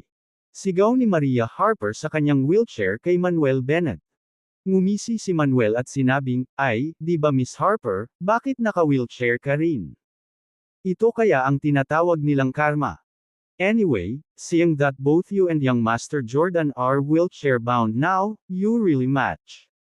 Why not get together? Ikaw." Galit na galit si Maria Harper, gusto niyang sumugod at mapunit ang bibig ni Manuel. Matibay ang kanyang paniniwala na ang kanyang pagkalumpo ay kagagawan ni Manuel, bagamat wala siyang ebidensya. Bastard, ano bang pinagmamalaki mo? After today, matatapos na ang East Beauty Pharmaceuticals. Sigaw ni Ana Luis kay Manuel. Casual na sagot ni Manuel, kung gusto mong maging aso, kailangan mong magkaroon ng kamalayan sa pagiging aso. Kapag hindi pa nagsasalita ang amo, ano ang tinatahol mo? Bastard, hindi ka mamamatay ng maayos. Nanginginig sa galit si Ana Luis, nagnanais na mapunit niya si Manuel. Ang kanyang mga salita ay malinaw na nanunuya sa kanila sa pagiging mga aso ni Silas Jordan. Ang mga executive ng East Beauty Pharmaceuticals ay hindi maiwasang mapangiti. Alam talaga ni Manuel kung paano sila haharapin. Nakangiting umiling si Julia Stewart. Matalas talaga ang bibig ng lalaking ito. Pinigilan ni Silas ang kanyang galit at itinaas ang kanyang kamay, na nagsabing, sige, let's all say less and continue watching the show. I want to see who dares to attend this conference today. Hindi pa bumabagsak ang boses. Isang malakas na boses ang nagmula sa labas ng hall. Julia, Manuel, sorry for being late, sabi ng boses. Lumingon ang lahat upang tumingin, nakita lamang si Howard Stewart na pinangungunahan ang pamilya Stewart sa bulwagan. Sina Kenneth Stewart, Jefferson Stewart, at Betty ay kasama nila. Nako, hindi ko inaasahan na may dadalo talaga sa kumperensyang ito. Hoy, si President Stewart ay si Miss Stewart, napaka-normal na suportahan siya ni Mr. Stewart, siya ay bahagi ng pamilya pagkatapos ng lahat. Yes, I'm afraid aside from the Stewart family, walang ibang susuporta sa event. Ang mga dumalo ay nagsimula ng ilang banayad na chismis. Lolo, Uncle, Dad, Auntie, andito na po kayo. Binati ni Julia Stewart si Howard Stewart at ang iba pa. Tumango rin si Manuel at binati sila. Nang makaupo si Howard Stewart at ang iba pa. Isang malinaw na boses ang nagmula sa labas ng bulwagan. Julia, sorry for being late, nagka-traffic kasi sa daan. Muling napalingon ang lahat upang makita ang isang grupo ng mga tao na pumasok sa bulwagan. Nangunguna sa grupo ay isang babae. Upang maging tumpak, siya ay isang hindi kapani-paniwalang magandang babae. Kabanata 118, Kabanata 118, ang apat na dakilang Divine Doctors. Matangkad at balingkinitan ang babae, nakasuot ng puting chiffon shirt sa itaas at itim na casual na pantalon sa ibaba, na nagpapakita ng magandang hubog ng katawan. Ang kanyang mahaba at itim na buhok ay casual na tumagas, na nagpapakita ng isang maselang hugis itlog na mukha. Ang kanyang balat ay tulad ng jade, ang kanyang mga mata ay maganda at kaakit-akit, na parabang isang makalangit na mountain snow lotus ay namumulaklak, walang kapantay. Ang babaeng ito ay walang iba kundi si Nancy Maddox. Sa sandaling nakita nila si Nancy Maddox. Maraming tao ang natigilan. Diyos ko, hindi ba ito si Miss Maddox? Na-diagnose siya na may muscular dystrophy at paralyzed ang magkabilang paa niya, kumusta na siya? Ito ang totoong Miss Maddox, talagang napakaganda niya. Miss Maddox ay sa wakas ay bumalik sa kanyang peak. Maraming tao sa eksena ang bumulalas sa pagkamangha, puno ng paghanga ang kanilang mga mata. Pagkatapos ng kalahating buwan ng paggamot, ang muscular dystrophy na nagpahirap kay Nancy Maddox ay sa wakas ay napagaling ni Manuel Bennett. Itinago ni Manuel Bennett ang sikretong ito, para lamang bigyan ng sorpresa ang lahat at mabigla ang ilang tao. Paano ito posible? Paano magagamot ang pile na ito? Napaungol si Maria Harper sa gulat, ang kanyang mga mata ay puno ng inggit, selos, at puot. Ngayong tumayo na si Nancy Maddox, habang siya mismo ay gumamit ng wheelchair, nababaliw siya nito. Damn it! Pinagaling talaga ng bastard na iyon si Nancy Maddox. Kinagat ni Cindy Lewis ang kanyang mga ngipin, ang kanyang mga mata ay puno rin ng inggit, selos, at puot. Ganoon din ang nangyari sa iba pang mayayamang dalaga. Nainggit sila hanggang sa kabaliwan. Si Donald Stern, na minsan nang nag-propose sa pamilyang Maddox ngunit kalaunan ay tumalikod, ay tumingin kay Nancy Maddox, ang kanyang mga mata ay puno rin ng paghanga. Palagi niyang nararamdaman na mas kaakit-akit ang babaeng ito kaysa dati. Pero hindi bale, pagkatapos talunin isa-isa ang pamilyang Maddox, kailangan na nitong pagbigyan siya ng babaeng ito. Magiliw na ngumiti si Julia Stewart at sinabing, Morris, napakaganda mo, napakababa ko. Hindi naman. Marahan na ngumiti si Nancy Maddox at sinabing, this is all thanks to Mr. Bennet. Kung hindi, hindi ako magkakaroon ng pangalawang pagkakataon sa buhay. Habang nagsasalita siya, yumuko si Nancy Maddox kay Manuel Bennet at sinabing, Mr. Bennet, salamat.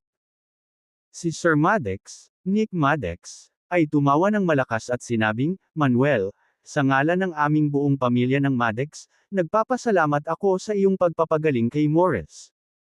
Simula ngayon, kahit anong tulong ang kailangan mo, itanong mo lang sa akin. Kami, ang pamilyang Maddox, ay talagang tutulong. Isang matamis na ngiti ang ibinigay ni Manuel Bennet at sinabing, Morris, Sir Maddox, lahat tayo ay pamilya dito, kaya't huwag tayong mag-alala tungkol sa pagiging masyadong formal. Lahat, mangyaring umupo. Hindi nagtagal, nakahanap ng upuan ang lahat mula sa pamilyang Maddox at umupo. Julia Stewart, kahit na sinusuportahan ka ng pamilyang Maddox, ano? Kung wala ang suporta ng mga boss ng ibang kumpanya, magiging katatawanan pa rin ang conference nyo. Sinong nagsabing walang ibang boss na pumapasok? Hindi ba ako, Sawyer Lee, ay binibilang-bilang isang boss? Hindi ba ako, si Boris Cahill, ay binibilang-bilang isang boss? Sa sandaling ito, dalawang nasa katanghaliang gulang na lalaking nakasot ang pumasok. Ito ay si Sawyer Lee mula sa World Trading at si Boris Cahill mula sa Treasure Forest Herbs. Pagpasok nila sa bulwagan, masayang sinabi ni Sawyer Lee, President Stewart, hangad namin ang bawat tagumpay mo sa bagong conference release ng produkto. Sinabi rin ni Boris Cahill, President Stewart, gaano man ito nakikita ng iba, kami ni Lee ay matatag na maninindigan sa East Beauty Pharmaceuticals. Salamat, Director Lee, salamat, Pangulong Cahill. Si Julia Stewart ay naantig at nagpahayag ng kanyang pasasalamat. Ngumiti din si Manuel Bennet at tumango sa dalawang lalaki. Ang tunay na ugali ng tao ay pinakamainam na inihayag sa pinakamahalagang sandali. Napakabait ng dalawang lalaking ito. Sa hinaharap, maaari silang kumilos bilang mga pioneer para sa East Beauty Pharmaceuticals sa pagbuo ng merkado. Inangat ni Silas Jordan sina Sawyer Lee at Boris Cahill at sinabi sa malalim na boses, Sawyer Lee, Boris Cahill, sigurado ka bang gusto mong pumanig sa East Beauty Pharmaceuticals at maging kalaban ng Prosperity Pharmaceutical? Dapat mong pag-isipang mabuti ang mga kahihinatnan ng gayong desisyon. Sa sinuman, ang mga salita ni Silas Jordan ay malinaw na banta laban kina Sawyer Lee at Boris Cahill. Napalunok ng husto, sinabi ni Sawyer Lee, Young Master Jordan, kung saan namin piniling tumayo ay ang aming desisyon, wala kang karapatang makialam. Eksakto. Tumango si Boris Cahill, yumuko ang kanyang leeg at sinabing, sa River City, hindi lahat ay dinidiktahan mo. Mahusay na sinabi, ang River City ay hindi lamang pinamumunuan ng pamilyang Jordan. Ang ilan sa amin na matatanda ay papanig din sa East Beauty Pharmaceuticals. Ibig sabihin, ituturing din kami ng iyong Jordan family bilang mga kaaway. Ilang malalalim na boses ang umalingaw sa bulwagan sa sandaling ito. Lumingon ang lahat upang tumingin, tanging apat na matatandang tao ang pumasok na may lakas.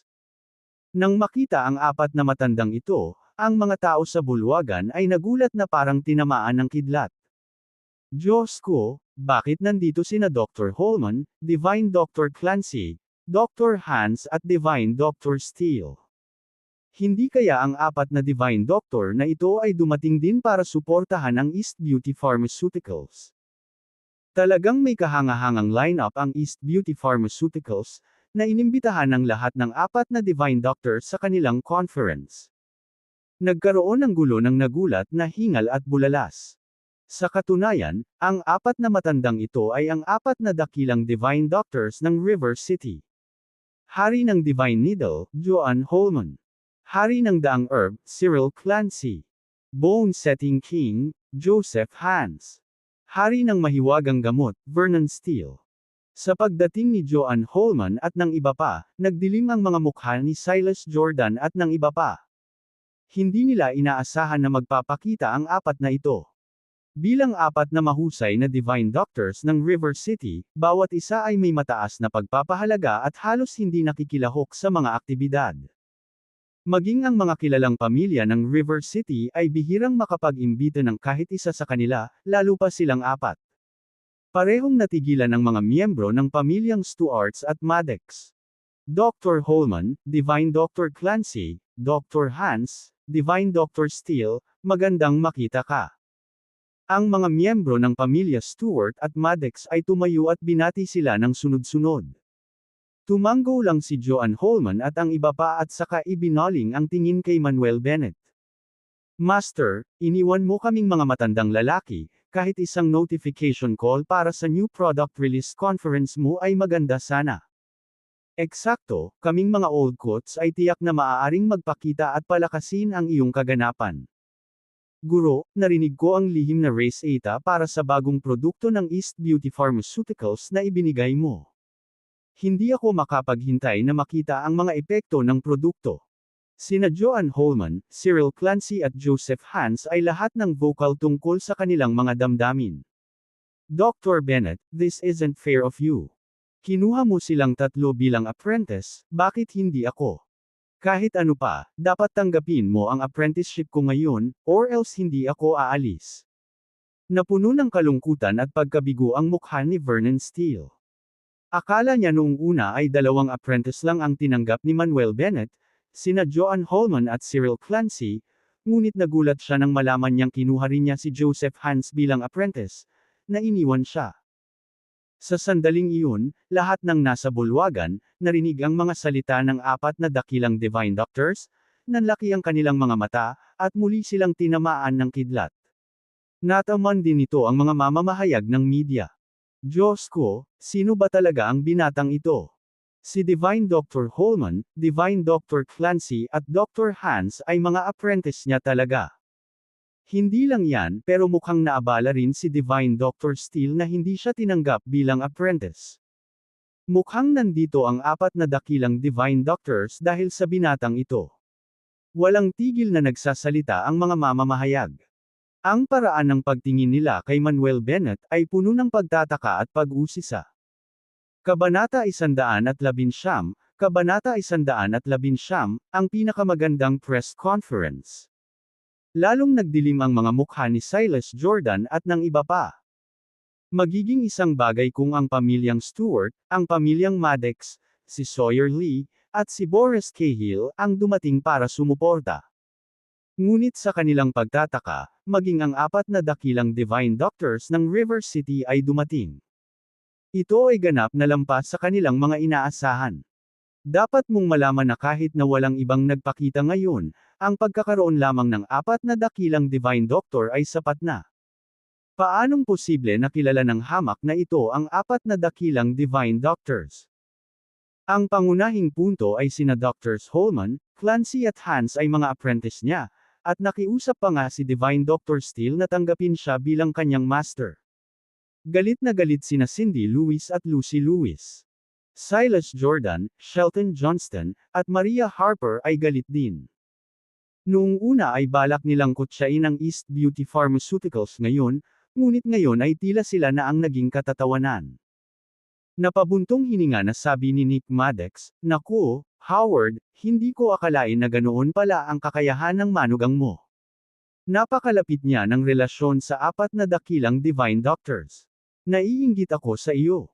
Howard Stewart chuckled, "Hindi ko rin alam kung kailan naging kaibigan ni Mullen si Dr. Holman at ang iba pa. He is indeed worthy of being my Stewart family son-in-law, good, very good." Ngayon ay lubusan niyang pinaniniwalaan ang mga salita ng matandang Daos na iyon mula 10 taon na ang nakalipas.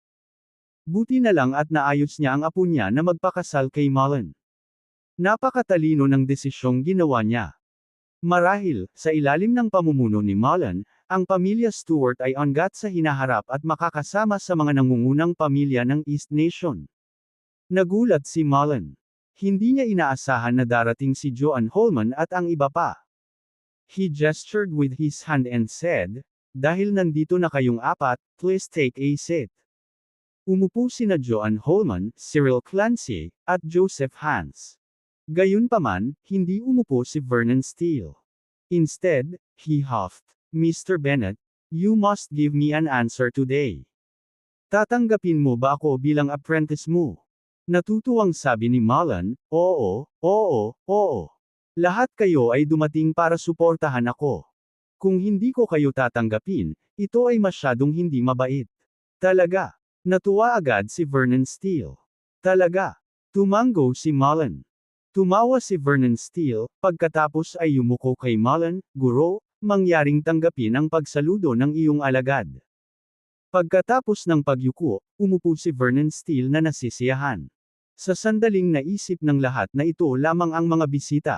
Biglang, isa pang malakas na tawa ang nagmula sa labas ng bulwagan.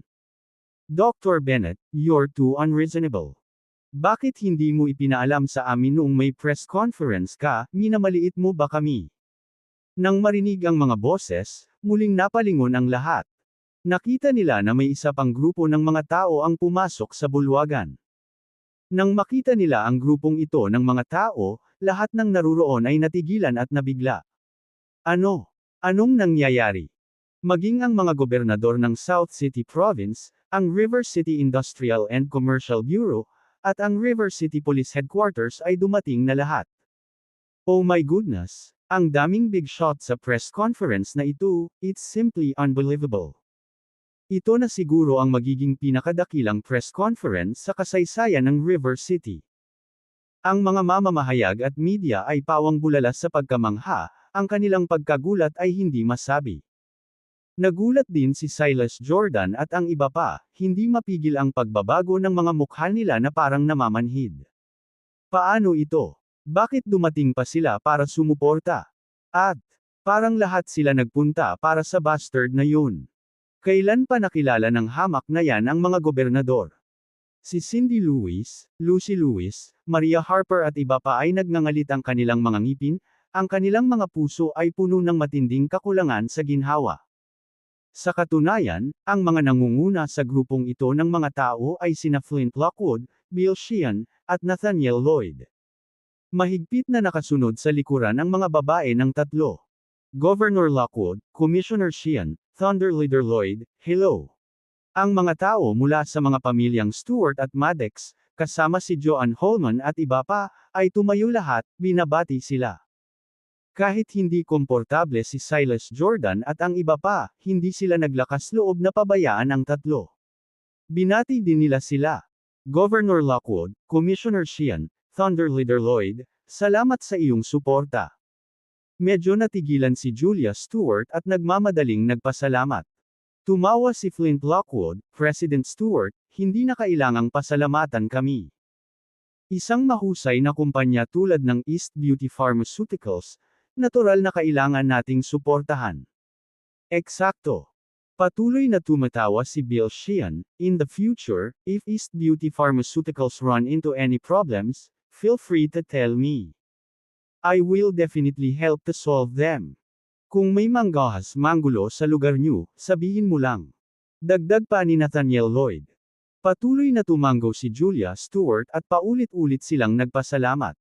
Naisip niya noong una na hindi gaanong tao ang dadalo sa press conference na ito.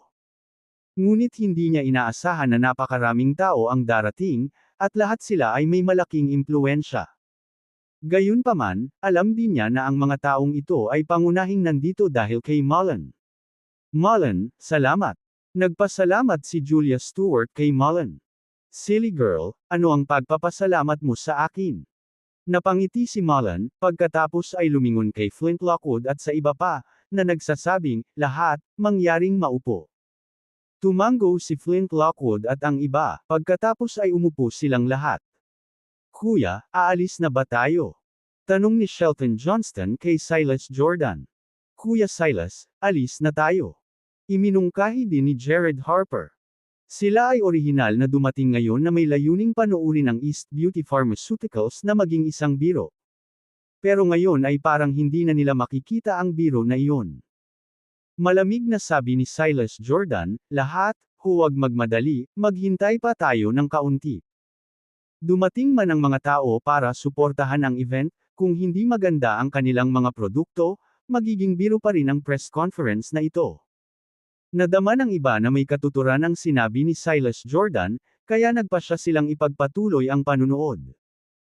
Sa sandaling ito, tumingin si Shelton Johnston kay Julia Stewart at minisyon, Julia Stewart, hindi ba nakabuo ng bagong produkto ang East Beauty Pharmaceuticals?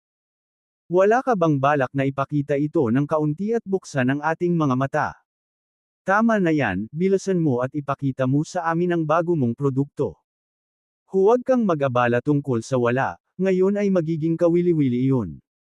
Sumama rin sina Cindy Lewis at Lucy Lewis at ang iba pang mayayamang dalaga. Iminungkahi din ng mga reporter at media na naruroon na ipakita ni Julia Stewart ang bagong produkto. Sinuri ni Julia Stewart ang mga tao at mahinahong sinabi, lahat, mangyaring huwag mag-alala, mamaya ay natural nating ipapakita ang bisa ng bagong produkto. Ngayon, hayaan mo akong ipakilala ang bagong produkto. Ang aming bagong binuong produkto ay tinatawag na Jade Beauty Facial Mask, na gawa sa purong halamang gamot. Ang maskara na ito ay may maraming epekto tulad ng pagpapaputi ng balat, paglilinis ng mga pores, pagpapagaan ng mga marka ng acne, pagliit ng mga wrinkles at iba pa. At, kailangan mo lamang itong ilapat sa loob ng 10 minuto upang makita ang mga resulta, at walang mga epekto. Nang matapos siyang magsalita, agad namang tumawa si Silas Jordan at ang iba pa. Julia Stewart, patuloy na ipagmalaki kung paano makikita ang mga epekto sa loob lamang ng 10 minuto, talagang nakakatuwa. Mas maganda ang sinasabi mo kaysa kumanta, who knows if it's true. Kung talagang makikita mo ang epekto sa loob ng 10 minuto, isusulat ko ang pangalan ko pabalik. Shelton Johnston, Maria Harper, Cindy Lewis, at Lucy Lewis, at ang iba pang mayayamang dalaga ay hindi naniwala, at iba't ibang kinukutya at kinutya si Julia. Kabanata 120, Kabanata 120, Immortal Face Mask. Lahat sila ay mga kababaihan na gumamit ng hindi mabilang na mga mamahaling produkto ng skincare, kaya alam nila ang kanilang pagiging epektibo. Kahit na ang pinakamahal na mga produkto ng skincare ay kailangang gamitin sa loob ng mahabang panahon upang makita ang mga resulta, at imposibleng makita ang mga epekto sa loob ng 10 minuto. Sa sandaling ito, hindi banggitin sina Silas Jordan at iba pa, kahit na sina Janice Swan, Susan Winslet, at iba pa ay naramdaman din na si Julia Stewart ay nag-overstating. Imposible, talagang imposible. Kung ganoon ka-epektibo, tatayo ako sa aking ulo at hugasan ito. Sa ngayon, ang mga negosyo ay naglakas loob na magsabi ng kahit ano para ibenta ang kanilang mga produkto. Kung totoo na makikita natin ang resulta sa loob ng 10 minuto, mag-o-order ako ng 100 facial mask on the spot. Nagpahayag din ng hindi paniniwala ang mga netizens sa iba't ibang live broadcast platform, at lahat ng uri ng panunuya ay napuno ng screen. Napangiti ng mahina si Julia Stewart, sinabing, dahil hindi naniniwala ang lahat, ipapakita ko sa iyo ang bisa ng ating Jade Beauty Facial Mask, ngayon. Dahil doon, tumingin si Julia Stewart sa ilang waitress sa hotel at nagtanong, mayroon bang problema sa balat sa inyo? Miss, medyo mapurol at dilaw ang balat ko, at walang epekto ang iba't ibang skincare products. Palagi akong may mga acne scar sa aking mukha, at walang produkto ang makakapagtanggal sa kanila. Dahil sa pressure sa trabaho at pagpuyat, mayroon akong crow's feet at nasolabial lines sa mukha. Ibinunyag ng 3 waitress ang kanilang skin issues. Very well, gagawin ninyong 3. Tumango si Julia Stewart at sinabing, pakialis mo muna ang iyong makeup at pagkatapos ay ilapat ang aming face mask pagkatapos mong gawin ito. Sige, miss. Pumayag naman ang 3 waitress at lumabas ng hall. Ilang sandali pa. Bumalik ang 3 waitress matapos tanggalin ang kanilang makeup. Tulad ng sabi nila, ang isa ay may mapurol at dilaw na kutis, ang isa ay may maraming acne scars, at ang isa ay may crow's feet at nasolabial lines. Nang dumating ang 3 waitress, may pinakuha si Julia Stewart na kunan ng larawan ng kanilang mga mukha at iharap ito sa malaking screen. Pagkatapos, personal na nag-unpack si Julia Stewart ng 3 facial mask at inilapat ito sa 3 waitress. Sinuri ni Julia Stewart ang oras, at sinabing, simulan na natin ang countdown. Sa loob ng 10 minuto, ipapaalas ko sa kanila ang mga maskara. Mangyaring maghintay at tingnan. Ilang sandali, tahimik na naghintay ang lahat ng nasa eksena at ang mga netizens sa iba't ibang live broadcast platforms. Gayunpaman, karamihan sa mga tao ay nag-aalinlangan pa rin. Ang makita ang mga epekto sa loob ng 10 minuto ay talagang imposible. Si Shelton Johnston, Maria Harper, Anna Lewis, at Lucy Lewis ay handang lahat na pagtawanan sila. Lumipas ang oras bawat minuto at bawat segundo. Hindi nagtagal, lumipas ang 10 minuto. Julia Stewart, tapos na ang 10 minuto. Hayaan silang tanggalin ang kanilang mga maskara ng mabilis at hayaan ang lahat na makita ang mga epekto. Ngumisi si Shelton Johnston. Tumingin si Julia Stewart sa 3 waitress at nakangiting sinabi, pakitanggal ang mga maskara. Lahat ng kamera ay nakatutok sa 3 waitress. Sabay na nagtanggal ng maskara ang 3 waitress. At sa sandaling tinanggal ng 3 waitress ang kanilang mga maskara, biglang tumahimik ang buong hall.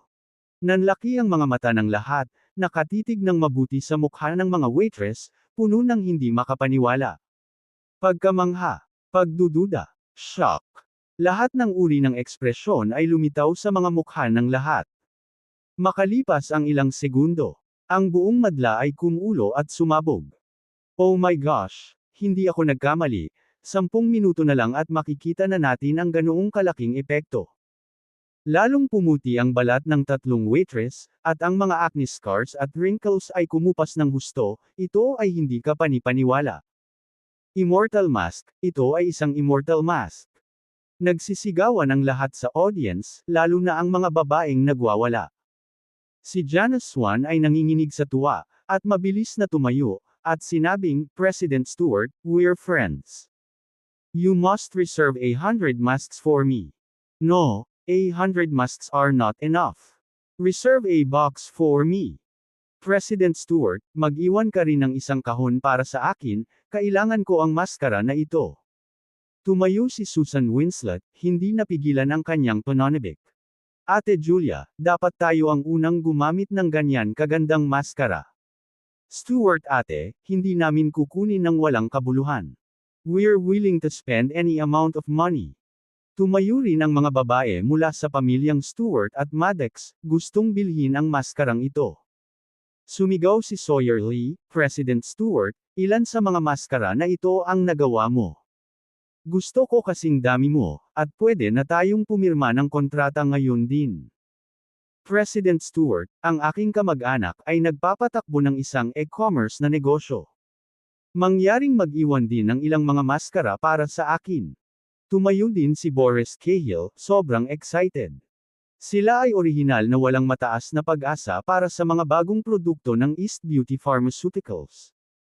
Ngunit ngayon, ang aktwal na epekto ay inilagay sa harap ng kanilang mga mata, na nakikita nila ang malaking potensyal ng maskara na ito. Kapag nabenta na, tiyak na masusunog ang palengke. Bulalas ni Cyril Clancy, hindi nakakagulat na ibinigay ni Master ang lihim na race 8 na ito. Nakakamangha lang. Sinabi ni Joanne Holman, ang maskara na ito ay hindi ka panipaniwala. Gusto kong mag-order ng ilang mga kahon.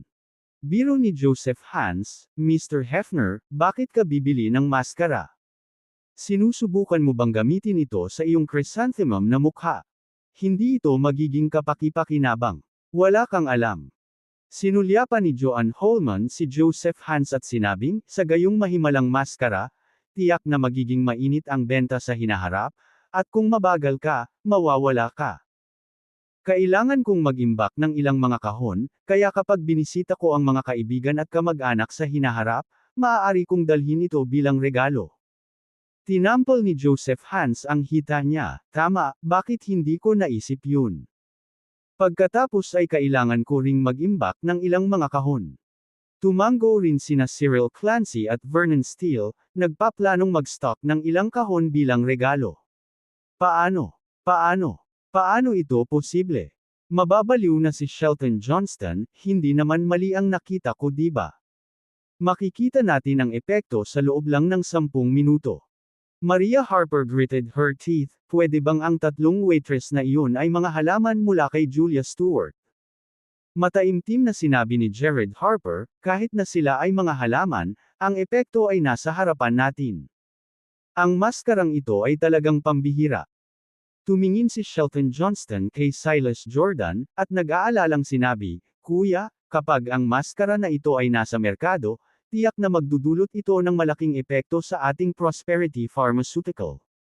Ano ang dapat nating gawin? Malungkot ang ekspresyon ni Silas Jordan, walang salita, ngunit ang kanyang puso ay labis na nabigla. Hindi niya inasahan na ang East Beauty Pharmaceuticals ay gagawa ng ganoon kagandang produkto. Kahit na ang maskara na ginawa mula sa lihim na Race Eta na binili niya mula sa isang sinaunang medikal na pamilya sa Kyoto ay napakahusay na. Hindi talaga ito may kukumpara sa ginawa ng East Beauty Pharmaceuticals. Damn it! Ang lahat ay umuunlad sa hindi inaasahang direksyon. Holy crap, nakakamangha ang maskara na ito. Makikita natin ang epekto sa loob lamang ng 10 minuto. This is truly an immortal mask. Kailan ito mabibili? Gusto kong bilhin. Gusto kong bilhin. Nakikita ang mga epekto sa loob lamang ng 10 minuto, natatakot ako na ang mga epekto ay hindi magiging maliit. Hindi mo ba narinig ang sinabi ni President Stewart? This mask is made of pure traditional medicine, without any side effects. Nabaliw din ang mga netizens sa iba't ibang live broadcast platforms, at kahit nananatiling nag-aalinlangan ang ilang netizens, ang karamihan ay ganap na nasakop ng maskarang ito.